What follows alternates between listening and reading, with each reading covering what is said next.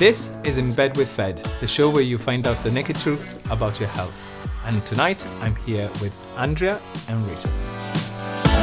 You've never felt so good.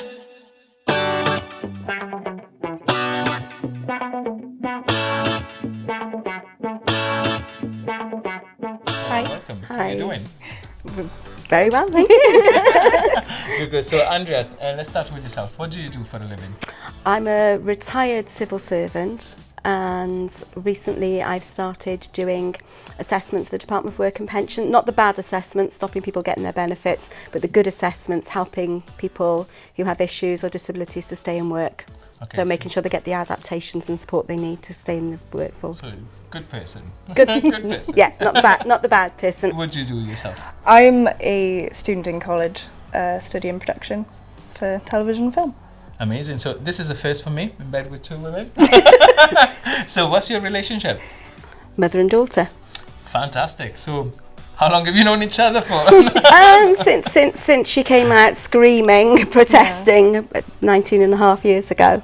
25 and a half years ago, what am I talking about? 25 and a half years ago, yeah. It was clearly very memorable. Very memorable occasion, yeah. So Rachel's my third child.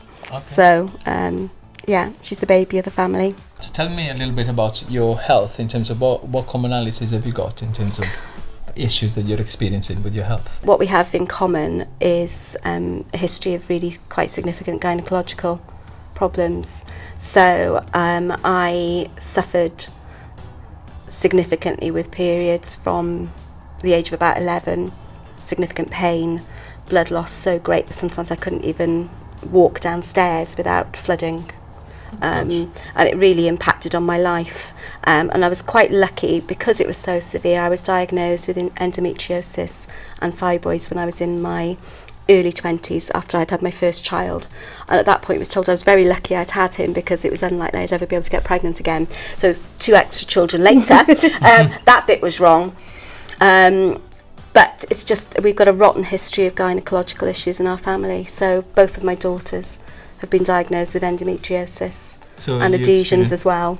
You experienced very similar issues? Yeah, quite bad. That's how I got the scar on my forehead. Because one day I came home from school early because the pains had been so bad I just couldn't stand up.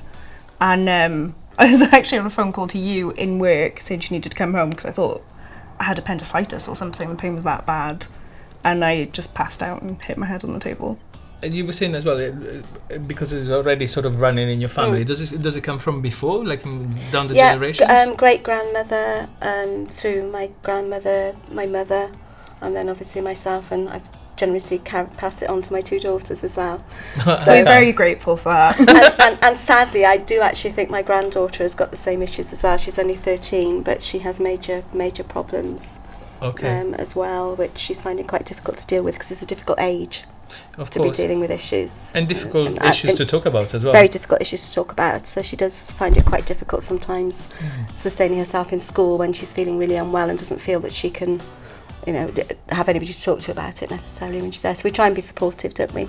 Because we've all been there and done that. And it's very interesting to sort of look at this as well from that generational sort of point of view, because often what we find is that when we're experiencing issues, we focus on the symptoms, but we don't go looking back at our own medical history. Sometimes there's things that have happened to us when we were children and we kind of forgotten about them, or also sometimes it's stuff that has happened in our family. So looking at our family history as well can really help us, rather than just looking at the symptoms, where we can actually get a better understanding of the causes of our illness. And sometimes even emotions can be trapped inside our body, and when they're not dealt with, eventually they will weaken certain organs and they will manifest in physical sort of symptoms. So it's interesting to hear how sometimes also that sort of a genetic can have some part to play.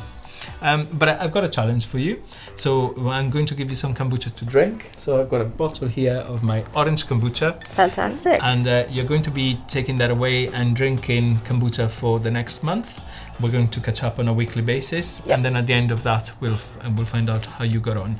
The orange kombucha is all to do with the sacral chakra, so it all relates to the sort of genitalia and reproductive sort of system, and emotionally as well is all to do with sexuality, and so it relates to all of that. So we'll find out how this might help you. Fantastic. Okay. Thank you very much. Have a good Thank one. you. Enjoy. Chin chin. Chin chin. Join the Kombucha Challenge by ordering online and posting on the Naturally Fed Facebook page. You can find out more about my knowledge and products and how to use them on my website at naturallyfed.co.uk. Follow me on Facebook, Instagram and YouTube, and don't forget to like, share, tag, and above all, feel amazing!